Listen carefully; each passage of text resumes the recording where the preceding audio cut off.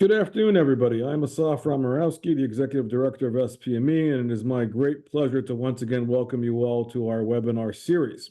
This afternoon, we have the privilege and opportunity from our friend, Behnam Taleblu.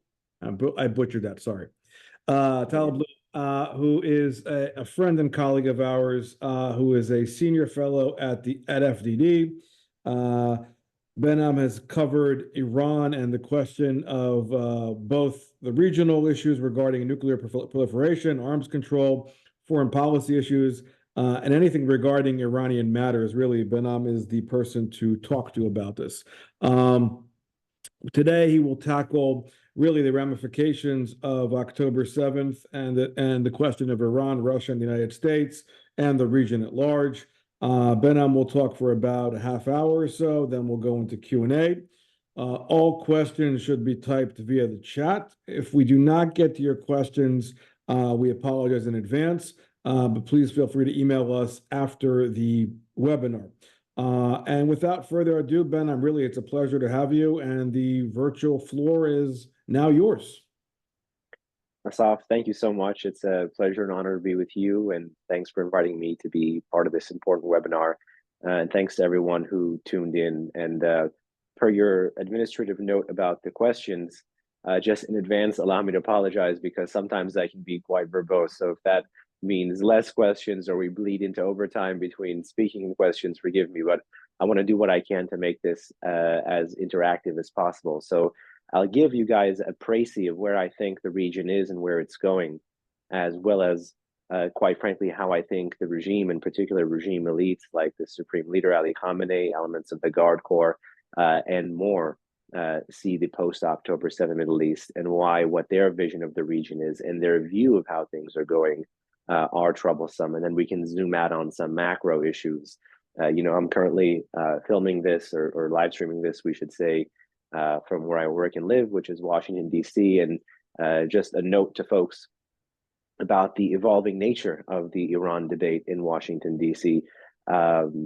Is that it's increasingly being framed, I think rightly so, but increasingly being seen through the prism of this great power competition issue, which as much as a part of it is an issue, unfortunately, as Iran has become, whether you're a Republican hawk on China or a Democratic hawk on Russia, those two states have been deepening their ties with the Islamic Republic, and the Islamic Republic has been actively deepening their ties with those two revisionist great power actors. So in essence, we have the makings of a very dangerous entente or axis here, one could say. So let me begin with some of the October 7 and onward framing of the region. As I'm sure you know, it was a major shock to many folks, but a major shock to elements of the intelligence community, particularly the intelligence community that thought, again, which is why you had a plethora of statements really in the 2-3 weeks after October 7 and the Hamas terrorist attack against Israel there, where the intelligence community in many countries, but in particular in America and in Israel, wasn't able to verify, you could say, or wasn't able to say with 100% certainty that Iran had acted or directed or was a key part of the planning. And this was despite some public reporting, particularly some very interesting and twice updated public reporting by local reporters tied to major foreign papers like the Wall Street Journal, for instance, that were able to kind of more directly attribute a finger to the Islamic Republic. But therein lies the heart of the problem. The fact that you actually had government organizations this many years into the Islamic Republic, essentially 45 years into the Islamic Republic, think that all it would take is one human source or one signal intercept to find the connective tissue between patron and proxy fundamentally misunderstands this evolving threat architecture that we're seeing in the region that the Islamic Republic, since about the period of the Arab Spring, has called Mihvar al-Muqawamat, or the axis of resistance. If you remember, the Islamic Republic, ever since its inception, has talked about Sudur al-Inqilab, or the export of the revolution. And that's why the I in the IRGC does not stand for Iranian Revolutionary Guard Corps. It stands for Islamic Revolutionary Guard Corps. It has an inherently transnational and global message and prerogative to spread this revolution. So its capabilities are not bound by the geographic confines of the government of the Islamic Republic of Iran.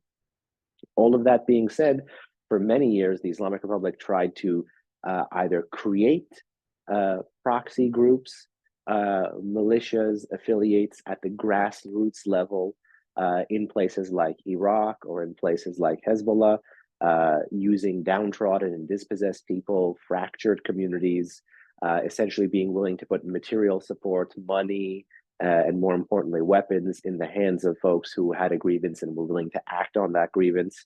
That was the Shia in Iraq, that was the Shia in Lebanon, leading to the Badr Corps in Iraq, and perhaps most famously, Hezbollah in Lebanon. That's the create model of the axis of resistance. The co-opt model is for the regime to already tap into an armed group that exists within that downtrodden or dispossessed population. And that really explains the government of the Islamic Republic and the IRGC's historical relationship with actors like Hamas, or actors like the Houthis in Yemen, for instance. The Islamic Republic did not create these groups, but it was able to co-opt an already formed structure and bring it into the fold. And within boom and bust cycles of violence throughout the history of the Middle East, once you got into the Arab Spring, and once you got into the Islamic Republic beginning to slowly talk about these different groups in a cohesive manner, some in the West called it a foreign legion, a Shiite foreign legion, even though that didn't account for Palestinian Islamic Jihad. The exact brand of the Houthis, who are fivers, and the Islamic Republic are 12ers. There are three major branches of Shiism, and things of the like. In general, you had the Islamic Republic try to find a way to connect the dots between these groups.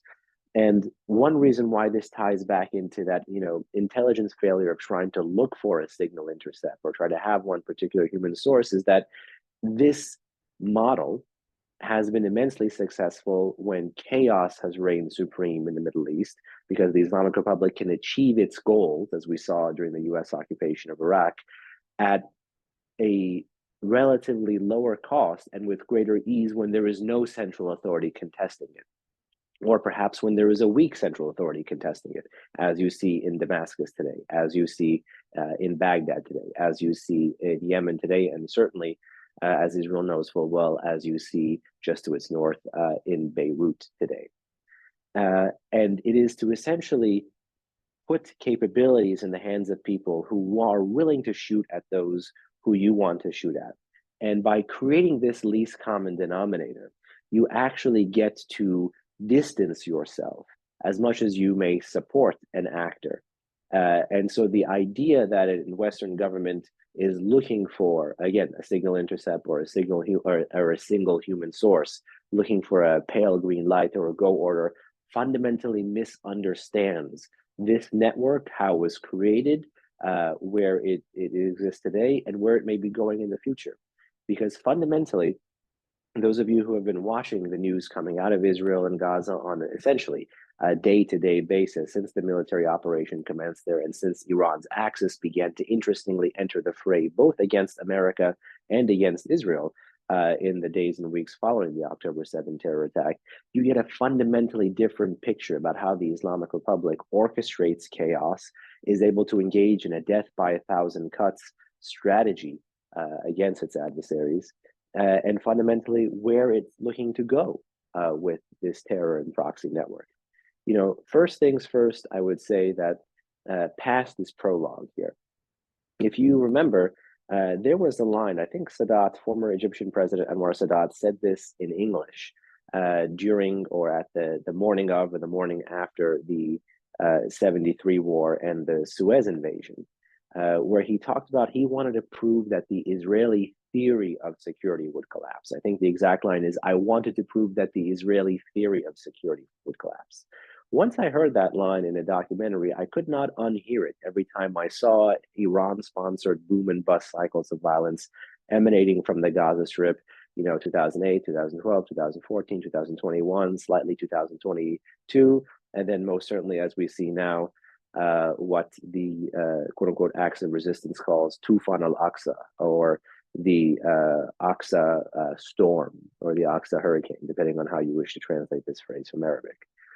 And essentially, this boom and bust cycle of violence is trying to land blows, has a very least common denominator approach for victory, which is merely the survival of the group that launches the attack, which can open up a whole series of political questions as to how the US has or has not stood with Israel in the 6 months since the October 7 attack and what Iran's political aims are. But more importantly, to constantly provide a source of insecurity, as Hamas does to Israel and as Iran does both to the kind of the stable state architecture in the Middle East, as well as its foreign backer, which is the United States, to provide a source of insecurity that is dangerous, but also costly to contest to the entire way. This is essentially asymmetric warfare, gray zone warfare, terrorism on steroids. It's not old school terrorism that former Prime Minister, that Bibi Netanyahu used to write about, I think, in his book, which came out in the 70s or 80s, that talked about changing patterns of global terrorism. Then there was a lot of leftist terrorism, as you may remember. Nor is it the kind of terrorism that we saw from the regime and its proxies in the 80s, like car bombs, truck bombs, nor is it the kind that we saw essentially in Iraq or from the Tamil Tigers, which is suicide bombing. This is fundamentally a different kind of terrorism. Terrorism essentially as the lowest ranking foot soldier in an architecture of threat that can be married with state capabilities, proto-state militias, and even major foreign actors. And essentially you had this in Syria with Russian air support, the Assad regime's actual conventional forces, the Islamic Revolutionary Guard Corps, essentially the Syrian version of the popular mobilization units, married up with Afghani militias, married up with Hezbollah from Lebanon starting in 2013, basically functioning as a broad spectrum of threat that did things like you saw in Aleppo, for example. Now, all of this being said, why does Iran think that, as we watch for the past 6 months, the IDF and IEF pummeling essentially the lowest of low-hanging fruit in Iran's terror network in the acts of resistance, Hamas, and we see them losing members, and we see them losing territory, and we see them losing weapon stashes, and we see them losing tunnel architecture. Why would the Islamic Republic feel like it's winning? Because the Islamic Republic's political strategy was first and foremost to, again, reignite the Arab Street, which has happened, was to create a condition where the necessary military response would create cleavages between Israel and two major actors, one which already was on Israel's side, which is the United States of America, creating this diplomatic dissonance between local actor and foreign supporter, and then working to impede something that I think we all wish to advance, which is the Abraham Accords, or the Abraham Accords 2.0, which is the further integration of Israel into the architecture, legally and politically, in the Middle East, but also with strong security and economic rationales for that as well, particularly normalization of ties with Israel and Saudi Arabia. All of those things were achieved quite early on.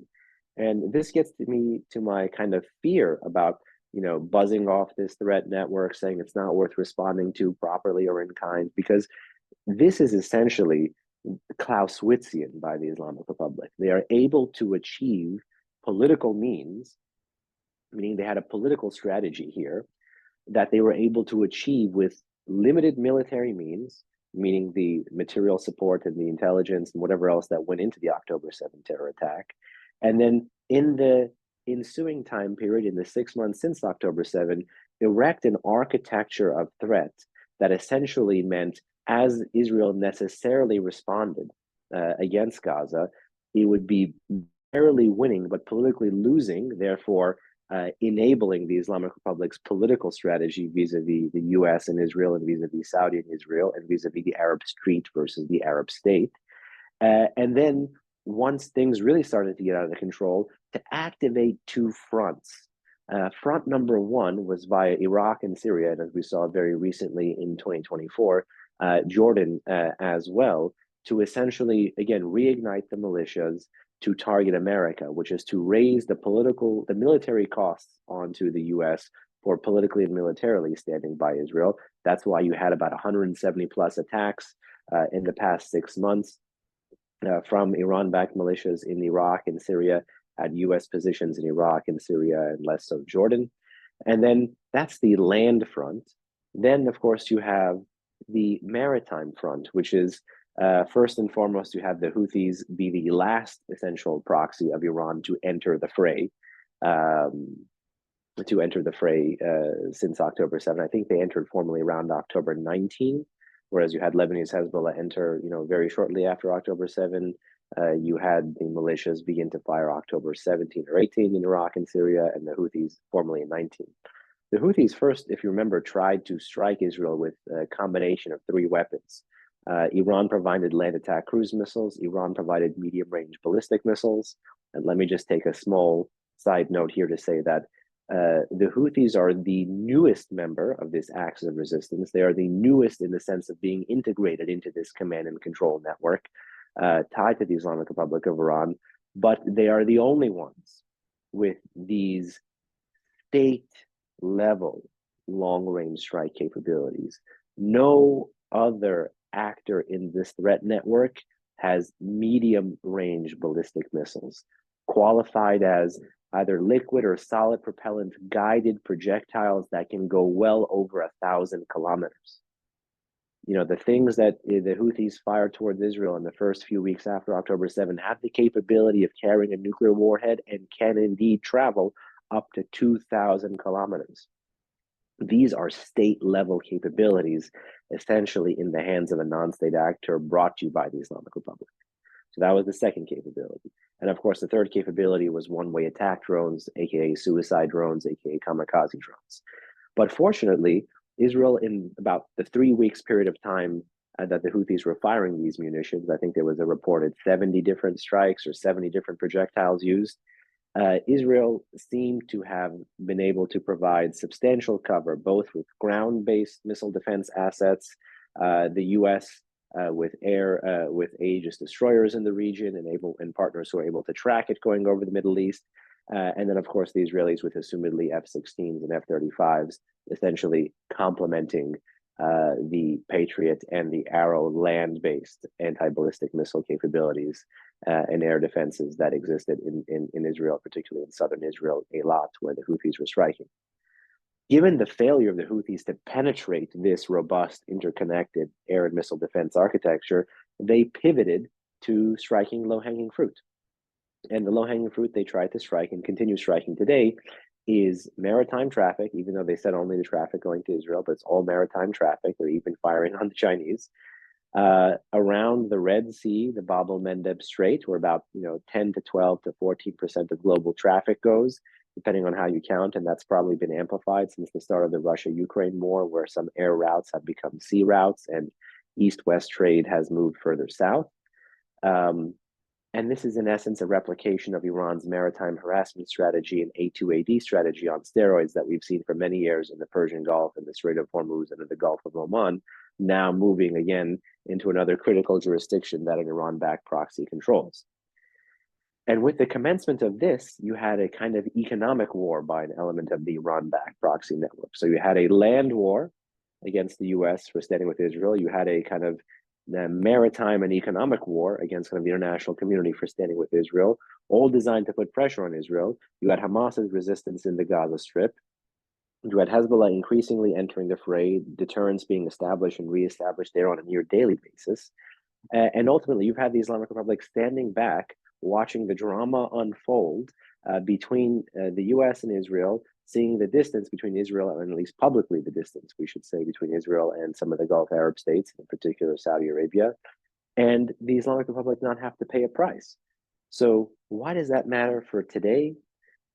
Recently, I'm sure many of you know, there was the targeted strike by Israel against what is purported to be an element of Iranian consular facility in Damascus, killing several major IRGC officials, including 2 brigadier generals, including a brigadier general who, for a little bit under a decade, his name is Brigadier General Zahedi, was the connective tissue between the IRG Quds Force, the Syrian regime, and Lebanese Hezbollah. And his title, quite literally, was the Quds Force Field Commander for the Syria-Lebanon theater.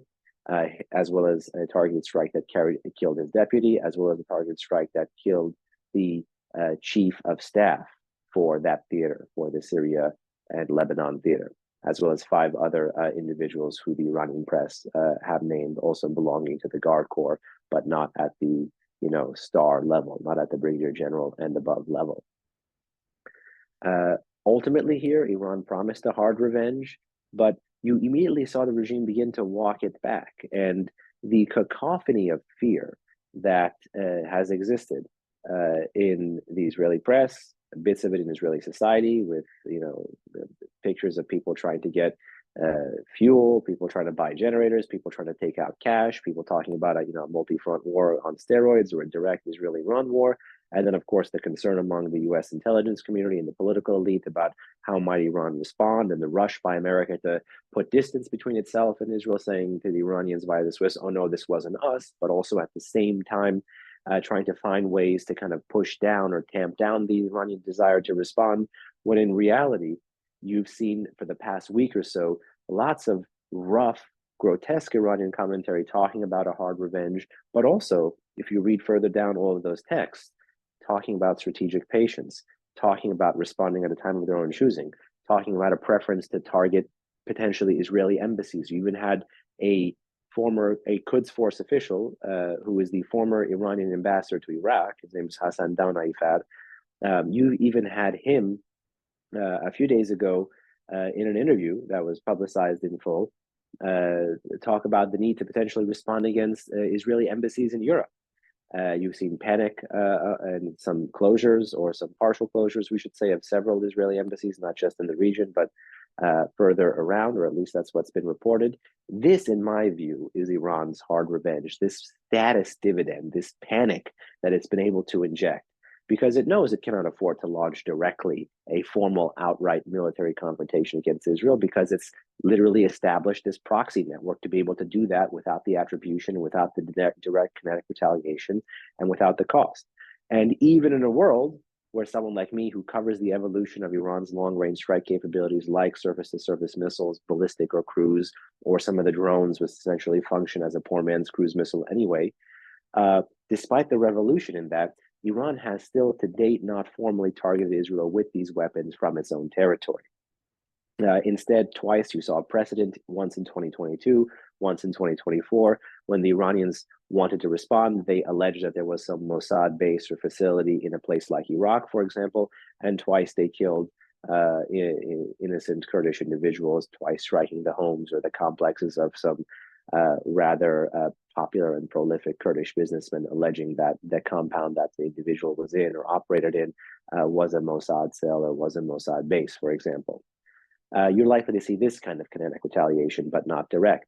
And in a world where the US is rushing to put an end to the Israeli campaign against Hamas in Gaza, and in a world where there's greater political dissonance between America and Israel over how, again, to wrap that up, if it's a ceasefire, if it's something more permanent, in a world where Iran still has not paid a price, it believes that the broad trend line of things, despite the erosion of Hamas's military capabilities by the IDF and IAF, it still thinks things are on the win, or the trend lines are pointing to the positive, again, because of the military means with which to achieve political ends, and not having to pay a price for choosing a military mean to work towards that political end.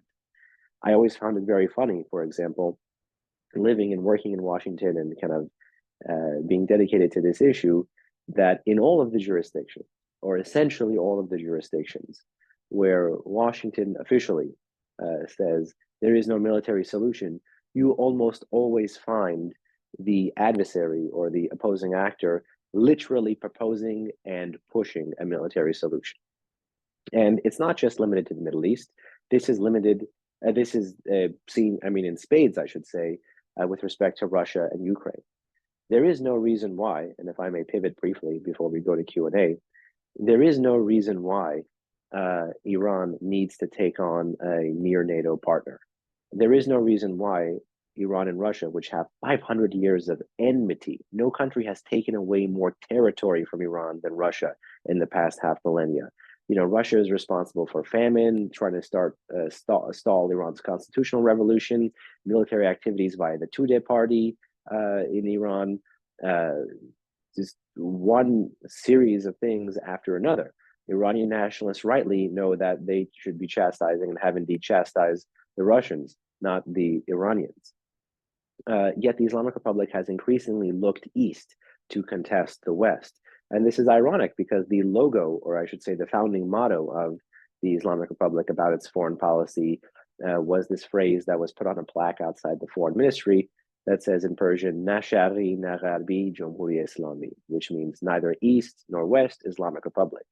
But you've seen, due to agency, due to the desire of the regime to build bridges with other anti-American actors, and then finally the willingness of those other anti-American actors like Russia and China to begin to see this least common denominator as a way to scale up their relationships and use Iran as a pawn with which to adjudicate larger claims about strategic competition with America in, that they are now able to actually more publicly embrace Iran rather than the footsie that you saw Iran and Russia play in the aftermath of the Cold War, where there was some nuclear cooperation, some military cooperation, but it was very start and very stop. But with the onset of the Russian choice for a military option in a place like Ukraine, and the Western formal shortcoming thus far, and especially with the trend lines that we see now, the less and less Western support that likely may be expected, Iran believes that standing with such a partner gives it more security, or I should say the Islamic Republic believes that it gives it more security, not less. And in a world where they have provided drones to the Russians to allow the Russians to conserve their other long-range strike capabilities, to function again as the poor man's cruise missile, to target critical infrastructure and static targets, you essentially see why the regime feels so emboldened, that because they haven't paid, despite 10 rounds of European and some American sanctions, a heavy enough cost. And with the press reporting in 2024 that the Iranians may have given or may still give close range or short range ballistic missiles to the Russians, that would be indeed a game changer, both for marking the furthest ever Iranian ballistic missile proliferation in history, as well as, of course, Russo-Iranian ties tightening and distance being bridged between members of the Axis, whereas we have currently distance being gained and exacerbated between us and our partners. So those are some troubling trend lines and a brief précis of the state of play, particularly since October 7. Asaf, let me turn it over to you for questions. I know that was kind of a mother lode of what is happening and what I'm worried about, but I want to make it interactive, as you mentioned, and I'm sure there's some Q&A already. No, great. Thank you for that so much. You did a great job, covering a lot and unpacking a lot for us. So there are a bunch of questions that I, of course, have, but I also want to get to the audience. But let me start us off by one question that I want to ask. So with everything you're describing, and everything we're seeing of late now, can you talk about or give us a little insight, what the thoughts are now that the recent Israeli action regarding Rafah and the understanding of the lost in translation, or what we're seeing now between Washington and Jerusalem, from your vantage point, being a Beltway insider, is there an understanding, that really, as far as the larger footprint of Iran and all of this, and the threat and the actual military campaign on the ground that we're seeing now that Israel wants to continue, needs to continue vis-a-vis Rafah, but that tension back and forth that we're seeing all along, as far to clarify, as this win for Israel vis-a-vis Hamas at large, and understanding that Hamas is indeed a direct proxy of the Islamic Republic of Iran. As in, does Washington understand that, or does Washington get it? Yes. Unfortunately, I don't mean to be the bearer of bad news. It's just how I see it. I hope I'm wrong. I think, unfortunately, there is a preference to disconnect the dots when it comes to policy, and disconnect the dots when it comes to patron and proxy between the Islamic Republic and Hamas. And as much as some, I think, whether you want to say that's official Washington versus the Hill, executive branch versus the legislative branch, as much as I think the executive branch gets the nature of the threat, they're certainly not interested in doing anything about it at this stage. In fact, that's why you see the kind of, for lack of a better word, the tightening of the reins over Rafah, the fact that any kind of exogenous political shock, whether it was the World Food Program strike or the one more importantly in Damascus that took out Zahedi, they're exceptionally cautious. And I would say beyond that, in an election, you're exceptionally tense about what kind of cost. This is my, you could say it's a skeptical view or a critical view, but I think the current Democratic administration is exceptionally tense about what cost any gain in Rafah or in Gaza writ large, as well as what kind of regional exogenous shock, even if it is to the advantage of Israel, America, and really the civilized order,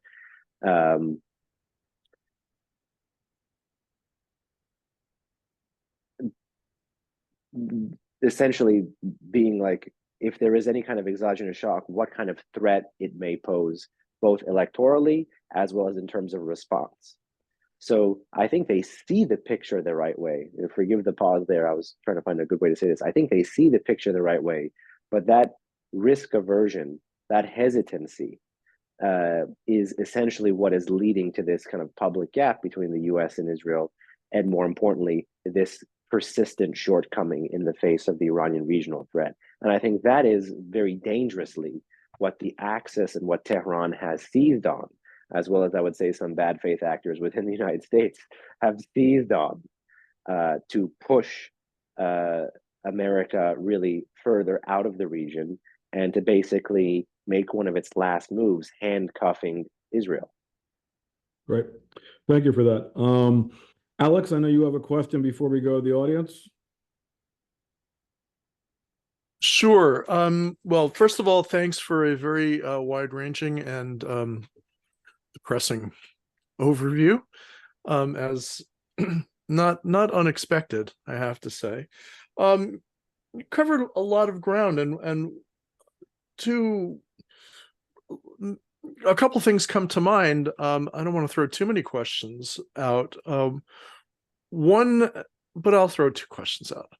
One has to do with Jordan and its vulnerability, which is obviously heating up, but it has many problematic dimensions, not least of all a kind of Shia-Sunni divide inherent in it. But also most fundamentally, maybe this is the real question, is how much of the US administration's disconnect, and maybe that's a nice way of putting it, is driven by JCPOA and nuclear issues, and the desire to protect really the nuclearization of Iran at all costs, not least of all Israel.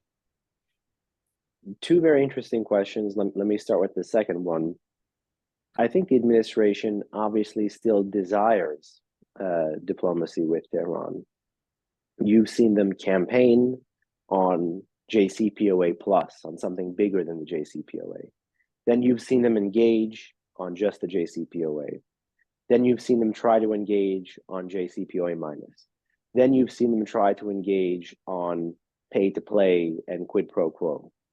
And you still see them interested in a diplomatic option, essentially buying hook, line, and sinker the fact that Iran, occasionally says, yes, we'd be interested in diplomacy. But really, since September 2022, you've even had European diehard adherents to the JCPOA saying, yeah, the Iranians walked out and tanked it. And this was even with 6 months into the Ukraine war, where the Russians were already midwifing the talks anyway. In this sense, to kind of tie in Asaf's point about 2024 and Democratic administration hesitancy, I think Biden's approach is best categorized as no deal, no war, even though they keep offering a deal and there's a multi-front regional war under play. And that means that the Biden administration is treating certain things as political and technical thresholds, or politically and technically salient thresholds. And so long as it doesn't meet these very high thresholds, it doesn't ring the alarm bell publicly about feeling the need to respond. And because that threshold is so high, the availability of other tools, the availability of essentially pay to play, the availability of essentially waiving energy sanctions via Iraq multiple times, the availability of choosing to absorb strikes in places like Iraq and Syria rather than essentially every single time vigorously respond against Iraq and Syria, the decision to deploy deterrence by denial rather than deterrence by punishment against the Houthis in Yemen, and particularly targeting stuff or things, not people, and not command and control nodes and the Houthis and the IRGC network. This entire thing is driven by risk aversion and fundamentally a desire to pivot from the region. And while they may understand, also to kind of Asaf's question, philosophically they may understand the problem, but politically they may not want a price to solve a problem.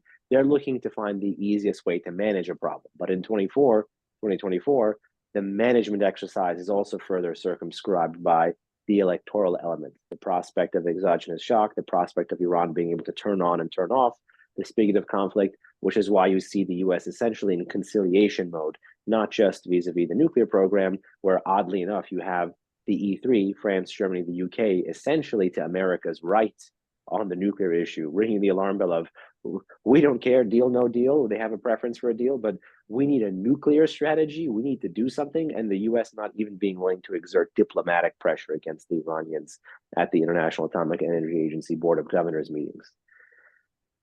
And with that, pivot to your first question on Jordan. Listen, I worry a great deal about Jordan.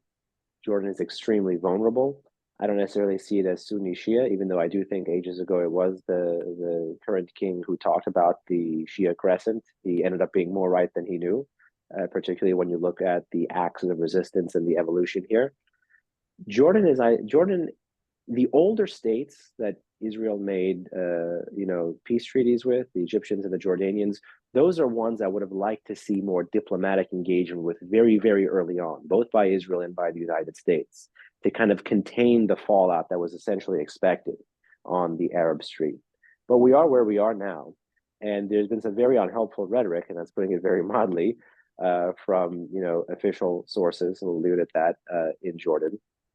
And from there, I think I would say the Iranians are looking to press upon the fault lines that exist, not just within Jordanian society, where it's what essential side of the bank are you from, East Bank or West Bank, or Palestinians in Jordan, but also the refugee crisis, where not just the Palestinians, not just the Iraqis, but also the Syrians, the economic fragility of the Jordanian state, the need for that state to be plugged in, essentially rather publicly, with the US and Israel for direct aid and support, everything from water to shortcomings in the budget will be coming from those two sources. And I think the Islamic Republic will find increasingly avenues of laissez-passer into the West Bank. And that may be smuggling routes that traverse Jordan, that may be amplified smuggling routes that are in response to Jordan's firmer stance, which is a good thing, on Captagon and Captagon production and the precursors of those drugs on the border area, where there may be Iran-backed militias on the southern part of Syria that are aiding or assisting the Assad regime in creating or trafficking some of these things. So it's very much a kaleidoscopic relationship with Jordan. And for that country, which has prized itself in the US orbit of alliances, and even more recently, since the peace agreement in the 90s, in the Israeli orbit of stability and predictability, all of this instability, all of this unpredictability is first and foremost bad for Amman, let alone for Jerusalem or Washington. Great. Alex, follow up or go with the audience? No, let's move on to some questions. Thanks. And we can come back and talk more later. Great. Thank you for that, Behnam. All right. So let me go to the audience. And that for that note, also, if people have questions, please feel free to type them in the chat. So our friend and colleague, Robert Block, is asking, how much has Hezbollah's capacity been degraded over the past few months? And how likely is it that Iran will take us into consideration going forward? Obviously, if you want to talk about, the latest attacks as far as, the leaders of the Wide Run forces, as far as Wassim Tawil and others, but obviously Nasrallah's larger rhetoric, I'm sure that we want to hear a lot about that as well. My fear is actually qualitative and quantitative with Hezbollah. And what I mean by that is we've all seen this number grow over the past decade and a half of 100,000, 125,000, 150,000, essentially under 200,000 combination mortars, rockets, and PGMs, or shorter range ballistic missiles that Hezbollah has in its arsenal. This is essentially the knife that the Iranians have been able to not just create, but over time incrementally sharpen against the neck of the Jewish state. And one reason why, in my view, to kind of tie in Alex's counter-proliferation question, one reason why I think to date, and this may be a controversial opinion, Israel has not overtly struck Iran's nuclear facilities is the unfortunate and eerie success this evolving arsenal, moving from quantitative to qualitative, from rocket to missile, that Hezbollah has been able to have and to refine and to increasingly push against the neck of Israel. So essentially, Hezbollah is functioning as Iranian extended deterrence, creating a cap. And in the auspices of this conflict, to a much more localized version of that, I don't see those main things that are functioning as the front lines of Iranian deterrence thus far being degraded. Yes, there's key personnel in terms of the Red One forces. Yes, there are key targets that are being hit by the Israelis. And yes, those are even deeper than the Litani, obviously. But if I'm looking at the open source, largely what Hezbollah is firing are drones, anti-tank weapons, rockets, and interestingly, since late last year, this thing they call the Burkan, which is Arabic for volcano, it's essentially an IRAM. The Shia militias in Iraq at the tail end of the US presence there, 2010, 2011, really began to supplement IRAMs for rockets. They're heavier, and the Hezbollah forces have essentially been able, and you have to fire them from closer territory, obviously, but they're much heavier. The kind of psychological impact is greater even with the explosion of those than the kinetic impact. Those are the things I see Hezbollah kind of using and innovating with, different ratios, different qualities, different quantities, so much as to conserve that, mortar, rocket, and ballistic missile, or mortar, rocket, and PGM capability, which I think would come in if there is a genuine third Lebanon war. And so to that end, when Israel is on a daily basis changing the deterrence calculation of Hezbollah, trying to become, because the international community couldn't do it, the enforcer of 1701, I see Hezbollah trying to, what's the academic word? Face off and save face at the same time. They're trying to continue the fight. They're trying to respond in kind, but conserve as much of this as possible. So my fear still remains, despite the successes of that deterrence mission by Israel, my fear is what remains in reserve. And I think that would only really show itself in the third Lebanon war scenario. To that end, just as a follow-up to that, Behnam, so, as far as the third Lebanon war scenario, all of us know that this is not a question of Hezbollah, a question of if, a question of when. It is, the latest, relief as far as sanction relief is coming from the States now, which we obviously we saw back in 2015. Are you hearing, chatter, as far as now evidence, as far as money now going directly to Hezbollah, or infusing of cash that we're all concerned about getting there for this third Lebanon war? I haven't seen or heard anything. That doesn't mean it couldn't be happening. One thing that Treasury and basically any entity interested in sanctions should be doing is looking at not just the foreign financiers of Hezbollah, but actual, for lack of a better word, Lebanese elites, because of the cash economy in Lebanon, actual Lebanese elites that can be these touch points to foreign financial institutions for Hezbollah. I haven't seen a great deal of sanctions impact by USG in trying to go after these. One would have thought the ability of Hamas to pull off October 7 and the lack of, sanctions targeting against Hamas and these kind of foreign financial touch points would have been ringing the alarm bell for us. But I don't see either the reward or the punishment. I just kind of see drift from Washington on this. Great. Thank you. I'm going to go on to Alan Farber's question, who's asking, is there a strategy to overturn the Iranian regime all around? And what kind of metrics of success, if that were even to take place? I mean, obviously, the question if there's a will altogether, and to your earlier point, given the fact that Washington wants to still believe that they can engage with the Islamic Republic, is there a strategy beyond that? This is a bipartisan foreign policy failure to stand with the Iranian people in practice and not just in principle. It doesn't mean that there haven't been, good things from the Biden administration. Doesn't mean there haven't been good things from the Trump administration, but regime change was not their strategy, nor really their policy. And it's ironic because the Iranian people have evolved significantly past the narrow boundaries of debate on this issue in DC. In fact, you can't even really say this issue. If hypothetically this was an in-person panel in Washington, I would already be black sheep for using the RC word, using the regime change word. And so would the good gentleman who asked the question. Nonetheless, you've had the Iranians move from reform-seeking protests, 1999, 2009, to essential wholesale regime-seeking protests from 2017. And every boom and bust cycle of protests, 2017, 2018, 2019, early 2020, a little bit in 2021 in the summer, and then, of course, twice in 2022, once in May, and then once majorly in September, all the way into next year, 2023, the Mahsa Amini protests. The Iranian people haven't been protesting because of the hijab or because of an economic plight or economic injustice or social injustice or environmental issue.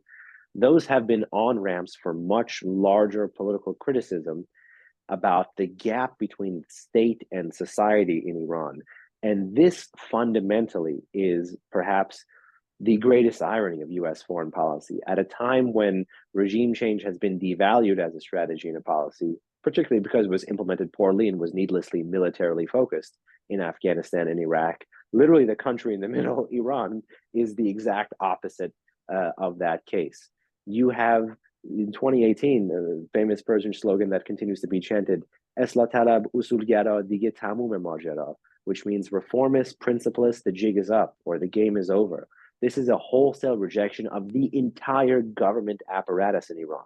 And one would think, if you're sitting in Washington, where you have the society at the peak of foreign economic pressure from 2017 to 2020, still protesting against the state rather than the entity putting on the foreign pressure, literally in front of the parliament in 2018, in mid-2018, continuing again, you had slogans that said, "Doshman ma haminjas durug migan Amrikast," which is, our enemy is here, they lie when they say it's America. These are game-changing changes of sentiment by the Iranian population. So if you're sitting in Washington, one would really think of how do you further support this, not how do you clip the wings of this.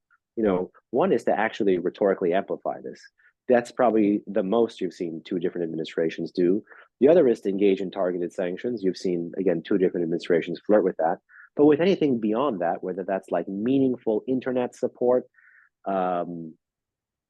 perhaps marrying cyber operations with times that there are street protests, that would be a wise decision for any countries that seem to be engaging in those cyber operations against pro-regime critical infrastructure, against making sure the Iranians have access to the internet, whether that's satellite internet like Starlink or many other things. This is where we need the best and the brightest in Washington to help come up with a strategy. FDD has, put something out called Maximum Support, which is a complementary prong to Maximum Pressure. So has our friends at a different organization at Nufti. There's a collaboration initiative underway to socialize as many of these ideas. But long story short, Washington does not have a regime change strategy. And that's a pity, because for a population that since 2009 has been chastising their government for doing everything you see in the Middle East today. Literally, one slogan is, Na Gaza, na Lebanon, Janam Fada Iran, which is not Gaza, not Lebanon, my life only for Iran. You begin to get more than a flavor, as if you had a nationalist government in Tehran rather than an Islamist government in Tehran. one that actually reflected the views and the values of the Iranian people, rather than had some transnational mission about exporting the revolution and was anti-Semitic to its core. But again, this is a huge missed opportunity. And the ability of the Islamic Republic to amplify the threat, to move the nuclear dial forward, to move the missile dial forward, to move the terrorism dial forward, is designed to suffocate and prevent strategic and medium to long-term thinking in Washington about how to do that, how to marry pressure with support, and how to actually advance a strategy that, unlike much of the rest of the Middle East, with the exception of Israel, is in concert with, not in conflict with, your values and your interests. Right. Thank you for that. Just going back to your earlier point about the Abraham Accords. So, the one thing, can we talk about, the ties between, or the differences between, the Washington's using Saudi Arabia as a carrot versus Iran, and the ties between Saudi and Iran as it relates to all of this regional changes at large. I mean, I think that's obviously critical to where Washington is going forward as far as how they're dangling the Saudis with the Israelis as far as trying to create calm in the region, and how all this relates to the Iranian aspect. Small disclaimer here to you and the lovely audience: don't take this idea yet, because I'm trying to turn it into an op-ed. But it's an op-ed based on when we suffer from success rather than suffer from failure, right? We were so successful, particularly at the COVID time, to bring together the UAE and Bahrain and Israel to establish that, main foothold of the Abraham Accords, and also to have Israel at the same time, I think it was 2020, integrated into CENTCOM, into the kind of the regional, U.S.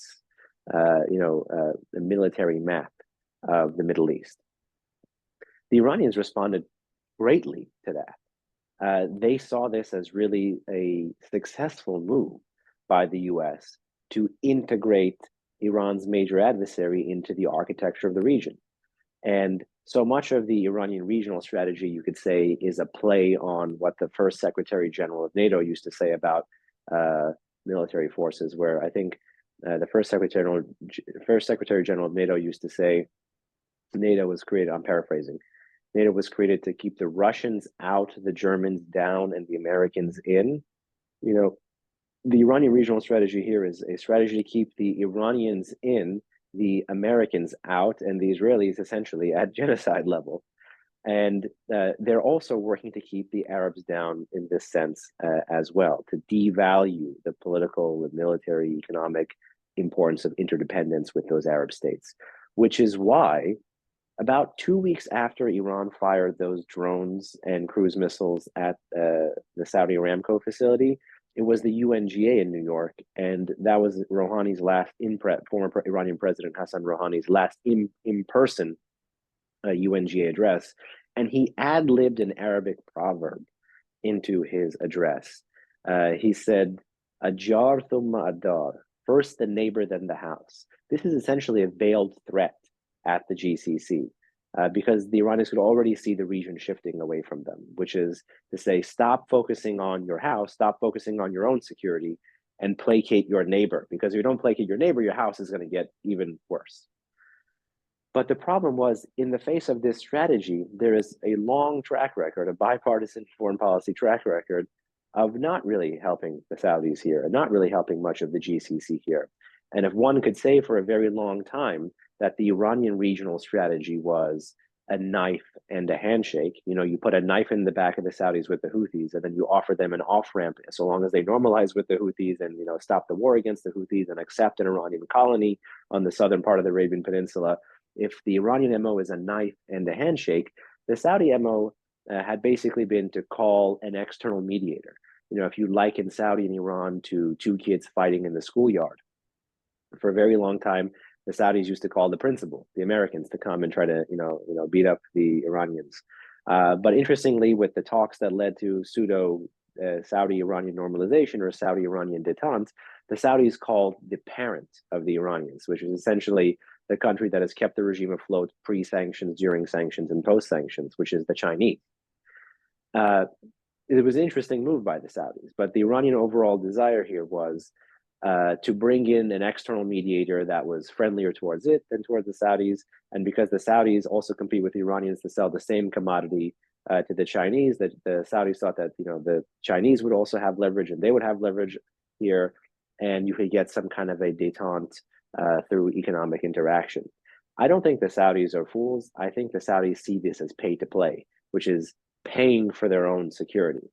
The problem here is you don't want this strategy to be vindicated by your partners of paying off their and your adversaries, because that allows their and your adversaries to forever dangle a sword of Damocles over the head of them and you to elicit more payments and elicit more payments, because the Iranian regional strategy in the face of success from Israeli integration here is to continue to pose more threats to these actors. And indeed, in the face of those threats, to ramp up things like the Houthis or ramp up drone strikes or whatever else, and then offer an off-ramp and say, you have to stop doing this. And normalize with this actor, or absorb these strikes, or on balance hedge away from America more. Nothing could be happier for the Iranians to see American jets painting the Russian plane in the Russian flag in the sky when President Putin recently went to the UAE, for example. That's getting elements of the U.S.-led order in the region to hedge away from the US, and that's a win for the Americans. And if you get Saudi normalization, it can begin to pull with Israelis, you can begin to pull this tide backwards. But just like the October 7 terror attack revealed, the Iranians have an incentive to try to do everything they can to thwart that on the front end, like October 7, to put as much distance as possible, to make it politically unfeasible. And then on the back end, should that happen, to begin to target the lowest hanging fruit of that, to make it implausible to sustain over time. So we're going to need real will, real political will in all capitals to make this possible. Great. Looking at the clock, I'm just going to give Alex the last question, Behnam, and then we will let you go because I know you're on the clock for other many things. So, Alex, pleasure. Sure. Iran is uniquely vulnerable at home. By all accounts, religious attendance has plummeted. Birth rates have plummeted. The economy is without oil is a shambles. It's vulnerable if there was will to push forward some sort of regime change strategy. What would that regime change strategy look like? And equally important, who is there in the wings to take over? Oh, well, that certainly deserves a much longer conversation than the last that's question. The second hour. The second session to bleed into many hours, hopefully. But listen, I would simply say this. Those are all really the fault lines of the Islamic Republic of Iran. You simply need an administration that is willing to press upon those fault lines, and most importantly, not flinch when the response comes. Because here's the game changer. What the regime has been able to do to prevent conversations about regime change, and more importantly, what the regime has been able to do to throw off pressure and make pressure sporadic rather than sustained from Washington and from the West more generally, is actually to respond. It may be that the Iranians are absorbing more against the Israelis in the region, but unfortunately, with a more capable partner, but one who is deemed as being more irresolute or being more irresolute relative to the Israelis, the Iranians actually have been increasingly responding directly against the Americans. The Iranians did not respond directly against Israel to date for the killing of Zahedi, but the biggest ballistic missile barrage the U.S. faced in its history since the end of World War II was the 16 precision strike short-range ballistic missiles that ended up being 11 because of the flight path that the Iranians fired in January 2020 in response to the U.S. killing Qasem Soleimani. So the Iranians are trying to signal that they will respond.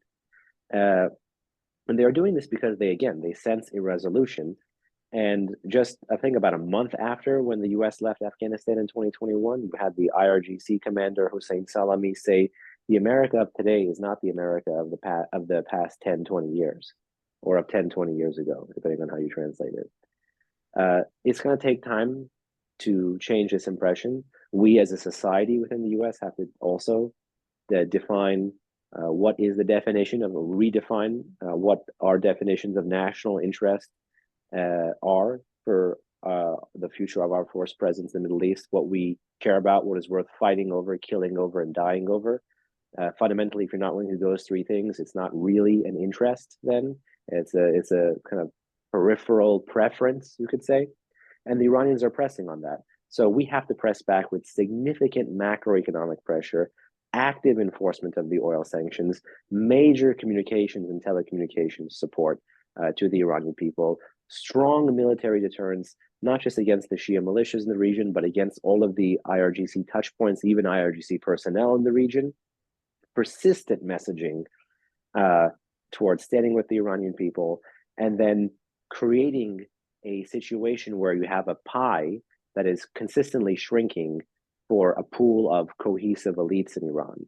And to begin to respond to that by trying to pick off security forces, just as the Khomeinists did in 1979.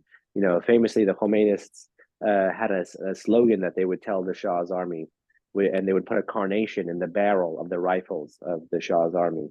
And they would say, "Ma beto gol midim tova ma gulule." Look at all the rhymes in the Persian saying, which is, we give you flowers, you give us bullets.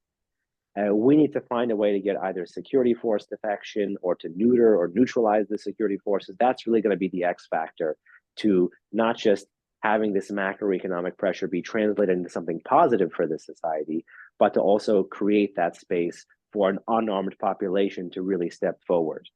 And that is going to take a lot of creative thinking and a lot of engagement with the diaspora, which is unfortunately not happening right now. Right.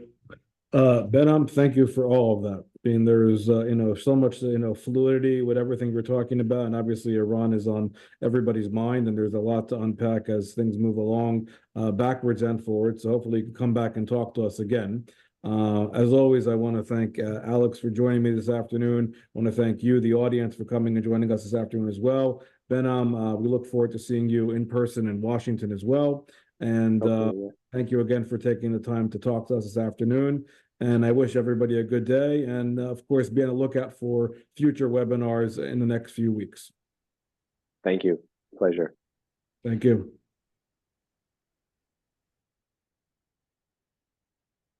Thanks a lot, Asaf. Appreciate it. Thanks, Behnam. We'll talk soon. Yes, see you. Take care, sir. Thanks. Bye-bye.